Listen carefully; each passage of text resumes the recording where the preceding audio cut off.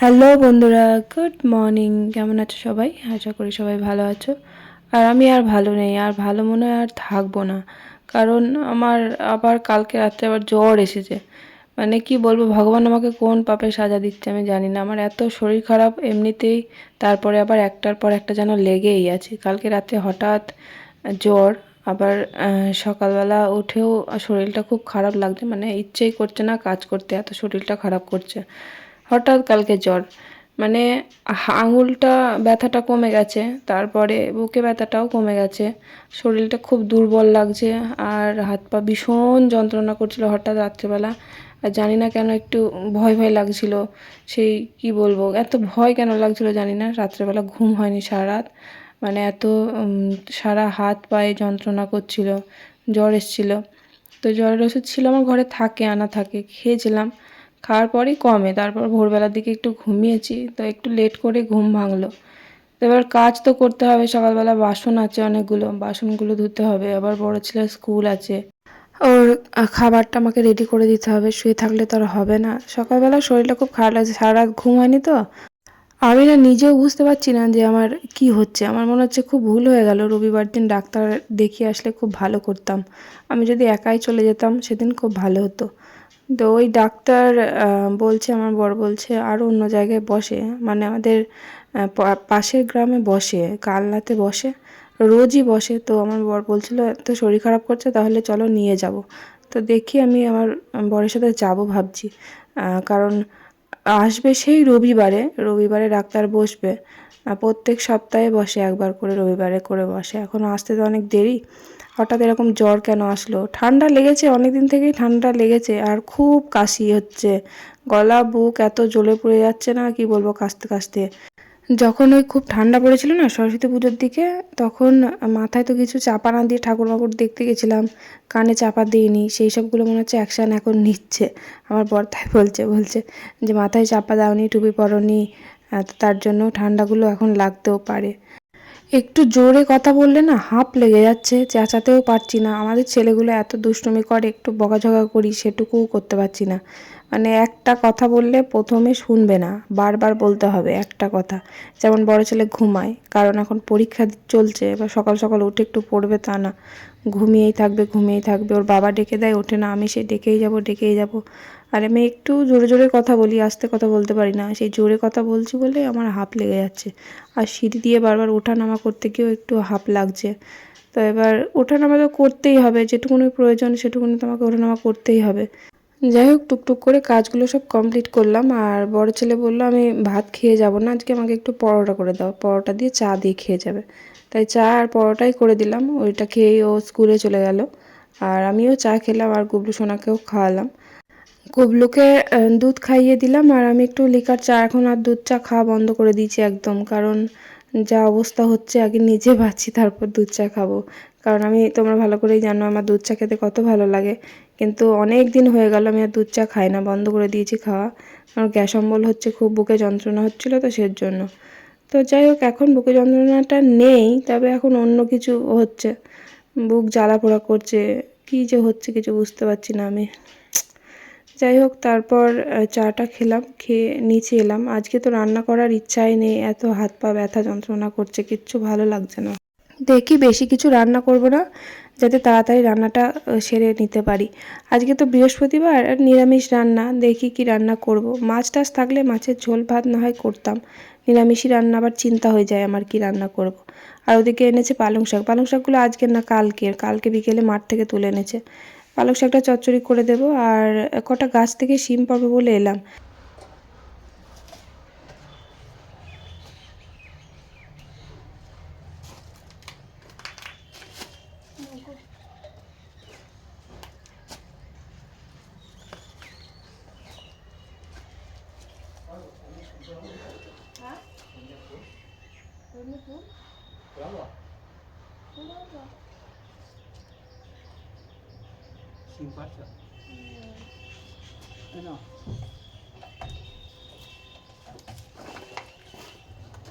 এখানে গাদা আছে, তুমি উপরে উঠে কি করবা? কত শিম এখানে।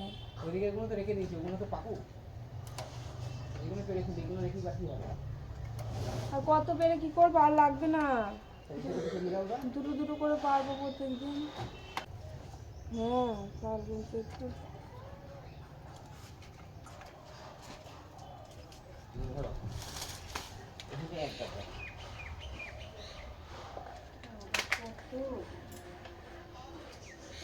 এখানে ভিড়ালে মানে এক খাবার সিম পাওয়া যাবে, এখানে ভিড়ালে এক গাদা সিম পাওয়া যাবে। প্রচুর প্রচুর কটা গাছ থেকে সিম পেড়ে নিয়ে আসলাম, আর আমার বর কটা উপর থেকে পেড়ে দিল। আগের বার আরও বেশি গাছ হয়েছিল, তখন তো সিম মানে অত লাগতোও না, মানে পড়েই থাকতো, কারণ সবাইকে দিয়েও খেয়ে শেষ করা যেত না। আর এবার যেটুকু সিম হয়েছে আমাদের ঠিকই আছে, কারণ আমাদের তো আবার উনারা বিক্রি করবে না, মানে গাছে যদি বেশি ফলন হয়, যদি খেয়েও শেষ করা না যায়, তাহলে বিক্রি করে দেওয়াটাই ভালো। বিক্রি করবে না, গাছের ফল কিছুতেই বিক্রি করতে চাইবে না, যেমন কুলগুলো পড়ে পড়ে নষ্ট হচ্ছে, বিক্রি করবে না। ওই কয়েকটা কুল যেটুকু কুড়িয়ে নিয়ে যায় দিয়ে বিক্রি করে দিয়ে আসে। আর আমাদের গাছ ভর্তি কুল নষ্ট হয়ে যায়, আমার বর বলে পাখিতে খাবে, বিক্রি করবো কেন, তাই বলবে। যাই হোক, তো কটা শিম বেশি করে পেড়ে নিয়ে আসলাম, আর পালং শাক চচ্চড়ি করব বলে আর কটা বেশি করে শিম আমার ননদের বাড়িতে দিয়ে আসলাম, বড় ননদের বাড়ি সামনেই আছে। আর আমি কটা চচ্চড়ির মধ্যে কেটে দিলাম, আর পালং শাক চচ্চড়িটা ভাত হয়ে গেছে, ভাতটা নামিয়ে দিয়ে পালং শাক চচ্চড়িটা বসিয়ে দিলাম। আর ভাবছি আজকে নিরামিষ তো, কী রান্না করব ভাবতে ভাবতে ভাবলাম আলুর দম করি। আলুর দমটা আমার বড় ছেলে ভীষণ ভালোবাসে খেতে, আলুর দমটা মোটামুটি সবাই খায়। আলু পোস্ত করলে খেতে চায় না, আলুর দমটা খুব ভালোবাসে খেতে। আর আলু পোস্তটা আমার আবার ভীষণ ভালো লাগে। আলু পোস্ত, কলাইয়ের ডালটা এখন না খাই ভালো আমার, তবু কলাইয়ের ডালই করব, কারণ কলাইয়ের ডালে কোনো গুণ নেই জানো তো। কলাইয়ের ডাল খেলে অম্বল হয় আমার, আবার ঠান্ডা লাগে খুব, প্রচণ্ড পরিমাণে অম্বল হয় কলাইয়ের ডাল খেলে। তো আমার না খাওয়াই ভালো, আমার আবার কলাইয়ের ডালটাই বেশি ভালো লাগে খেতে। মুসুর ডাল তো রোজই হয় আমাদের, একদম ভালো লাগে না খেতে। আর মুগ ডালটাও ভালো লাগে খেতে, সবজি দেওয়া ডাল। মুগ ডালটা আমিই বাড়িতে পছন্দ করি, তাছাড়া কেউ খায় না। যাই হোক, তারপর পালং শাক চচ্চড়িটা বসিয়ে দিলাম, আর একটু বড়ি ভেজে পালং শাক চচ্চড়ির মধ্যে দিলাম। আমার খুব ভালো লাগে বড়ি ভাজা পালং শাকের মধ্যে দিলে। আর এই বড়িগুলো তো বাড়িতেই দিয়েছিল আমার শাশুড়ি মা, আমি কটা দিয়েছিলাম সেই দেখাচ্ছিলাম না। তারপরে আবার মা দিয়েছে অনেক বড়ি, আর ভাজা বড়িও কয়েকটা দিয়েছে। ভাজা বড়ি দিতে তো অনেক সময় লাগে, অল্প কটা দিয়েছে, এখনও আর ঠিক মতন ভালো রোদ হচ্ছে না। এই দুদিন থেকে দেখছি রোদের জোর কম হচ্ছে, মেঘলা মেঘলা করছে, আবার নাকি শুনছি ঝড় বৃষ্টি হবে। আমাদের আবার চাষে সেই পাকা ধান, মানে পাকা ধান না, মানে কি বলবো, সেই চাষের জিনিস সব পেকে গেছে, এখন সর্ষে কাটার সময়, এখন সেই পাকা ধানে মই দেওয়ার জন্য এখন যদি বৃষ্টি হয় না, সে বলে না ফাল্গুন মাসের জল আগুন, ফাল্গুন মাসে বৃষ্টি হলে না খুব ক্ষতি করে চাষবাসে। যাই হোক, তো পালং শাক চচ্চড়িটা বড়ি ভাজা দিয়ে বেশ ফোড়ন টোড়ন দিয়ে নামিয়ে নিলাম। আর সজনের ফুল প্রত্যেক দিনই নিয়ে আসছে। সজনের ফুলটা আজকে ভাবলাম শুধু করি, কারণ অনেকগুলো ফুল ছিল আজকে আর বড়া করিনি, শরীর ভালো লাগছে না। আমার বর বলছিল যে আজকে বড়া ভাজবা না, আজকে পারছিলাম না সত্যি করে, মানে কোনো রকম খাবার মতন আজকে কোনো একটা কিছু রান্না করে দিতে পারলে আমি যেন বাঁচি। তো সজনের ফুলটা আজকে আমি বেগুন ছাড়াই শুধু ভাজলাম, কারণ এতগুলো সজনের ফুল, তারপরে আবার যদি বেগুন দিই তাহলে কতটা হবে বলো তো। আর সজনের ফুলে আমি কিন্তু একটু অল্প করে চিনি দিই, কারণ সজনের ফুলটা না একটু তিতকুটে হয়। আর আমি আজকে না জলটা ভাপিয়ে সেদ্ধ করে ফেলে দিয়েছি। আর সজনের ফুলে তো রসুন টসুন ফোড়ন দেয় না, শুকনো লঙ্কা, সর্ষে, কালো জিরে ফোড়ন এইসব দেয়। আর নিরামিষি আলুর দমটা রান্না করলাম, নিরামিষি আলুর দমটাও ভালো লাগে, আবার পেঁয়াজ রসুন দিয়ে করলে আরও বেশি ভালো লাগে। নিরামিষি করেই করলাম আজকে বৃহস্পতিবার বলে। গোটা গরম মশলা তেলে দিলাম, আর শুকনো লঙ্কা, তারপরে কালো জিরে না, মানে গোটা জিরে আর তেজপাতা, এগুলো ফোড়ন দিলাম, দিয়ে তারপরে আলুগুলো আমি আলাদা করে আগে ভেজে রেখেছিলাম। তারপরে মশলা আদা জিরে বাটা দিয়েছি, আর ওই ধনেপাতা দিয়েছি, একটু ধনেপাতা দিলে একটু বেশ ভালো লাগে, সেন্ট হয়, তার জন্য দিলাম। আর নামাবার আগে একটু গরম মশলা দিয়েছিলাম, গুঁড়ো গরম মশলা, তাহলে আরও ভালো লাগে। আর একটু ঘি দিয়েছি, ঘিটা দিলে সেন্ট হবে, নামাবার পরে দিয়েছি ঘিটা। যাই হোক, আলুর দমটা নিরামিষি যেভাবে করে সেভাবেই করলাম। আর তারপর তাড়াতাড়ি রান্না সেরে, মানে কোনো রকমের কড়াইটা মেজে আমি ওপরে এলাম। ওপরে এসে আমি ভাবলাম আজকে স্নান করবো না, আমার শরীরটা মানে এত খারাপ করছিল, আমার মাথা যন্ত্রণা করছিল। আমার বর বললো ঝেড়ে চান করো, যাতে সর্দিটা ঝরে যায়, ঠান্ডা লেগেছে তো খুব, ঠান্ডা বসেও যেতে পারে।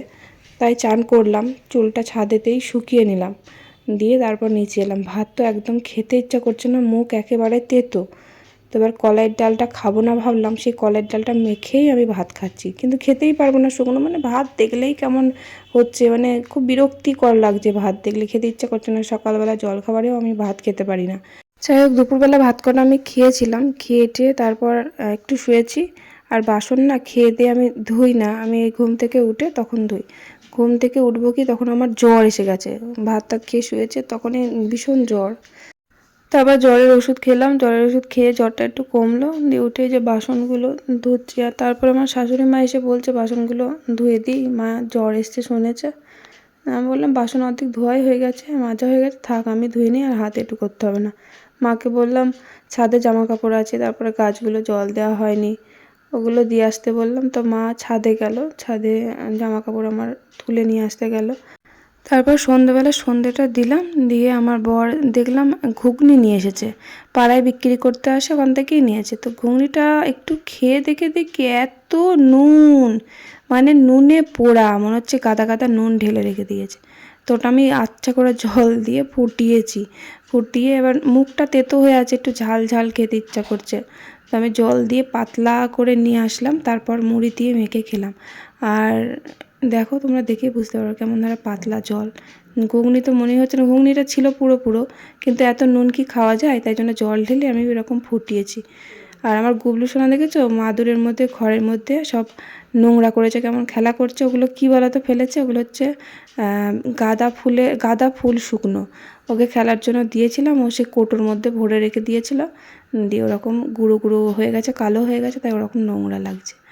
সত্যি কথা বলতে আজকে আমি ভিডিওতে ভয়েস দিয়েছি অনেক অনেক কষ্টে, আমার বুকে ব্যথা করছে, গলায় ব্যথা ভীষণ। তো ভালো লাগলে অবশ্যই লাইক করো, আর এভাবে দিদিভাইয়ের পাশে থেকো। ভালো থেকো সবাই। চলো আজকের মতো টাটা, বাই বাই। টাটা ভালো তো দেখা হাতে করে। Tata tata